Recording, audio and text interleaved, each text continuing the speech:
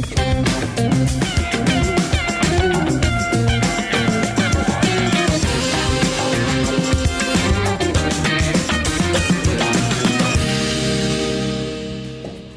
you for staying with us, folks. Melisa and Sharaad here tonight. This is a special edition of Consider This as we speak to experts and activists to make sense of the current political crisis in the country right now.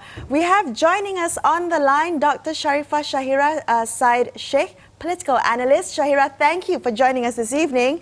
I'd like to begin with your observations of the discourse surrounding the recent political developments. Now, what have you found particularly interesting about the narratives that are used to explain the events of the last few days? Okay, thank you so much, AWANI, for calling me. I'm currently conducting a survey based on the narratives made by netizens. And I can identify around 3 blocks, okay? Number one, the one that are calling traitors.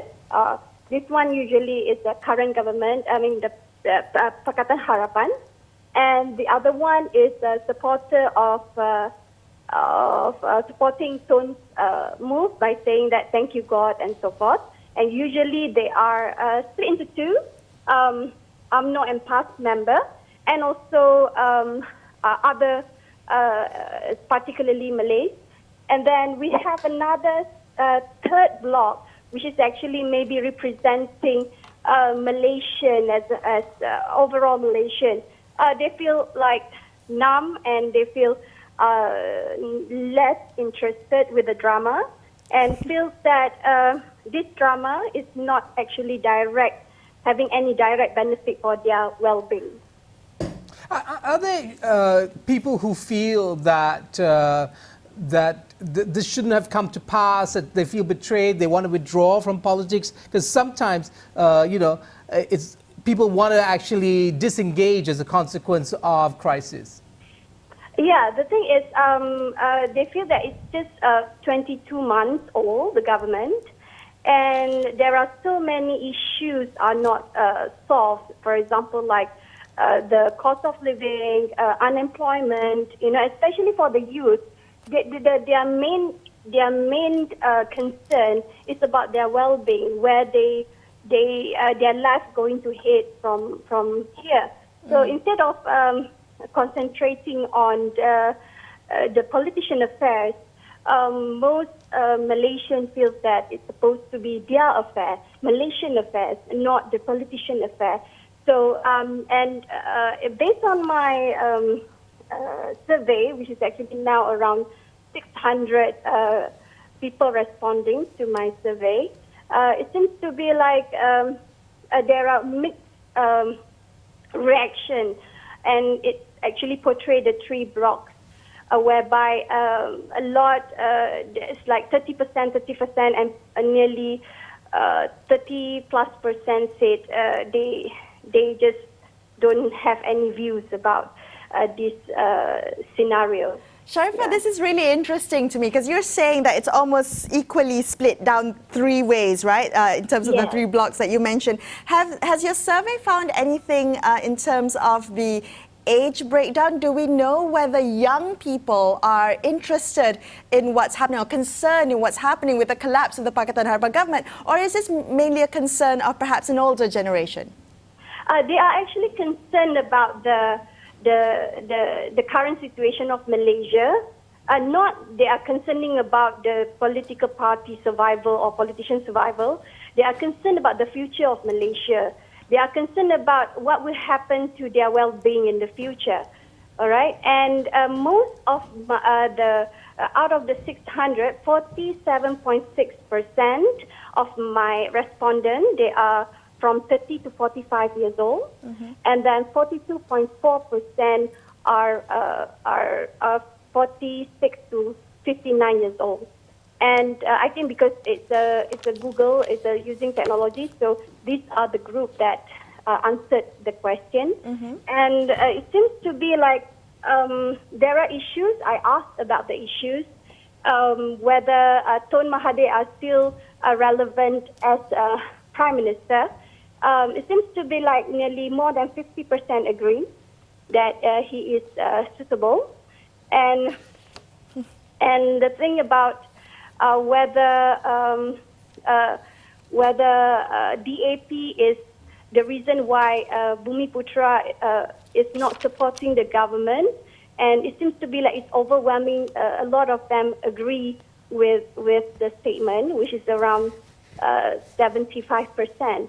So I think there are split opinion about whether this thing that happened is due to political elite arrangement. Many say it's yes, around 45% say yes, and around 20% said no, and most are in the middle. They say they don't know, or they just refuse to give any opinion. I want to ask you, Shaya, if you think that, because in one of your pieces for New Mandela, you wrote that there's a changing dynamic. People are less loyal to parties, they're more interested in the candidate, and they're more interested in sort of local issues. Do you think over the last 18 or 20 months that we've had of the Pakatan Harapan government, this dynamic has continued, that people are getting changing their attitudes towards political leadership and politics in general? Or do you think it's moving back to, party loyalty and the older forms of relationships that existed in Malaysia? All right. In terms of, I have written an article on erosion of polarization in Malaysia. In terms of political party loyalty, I think it's very fluid now, which is actually better because it's a sign of matured democracy.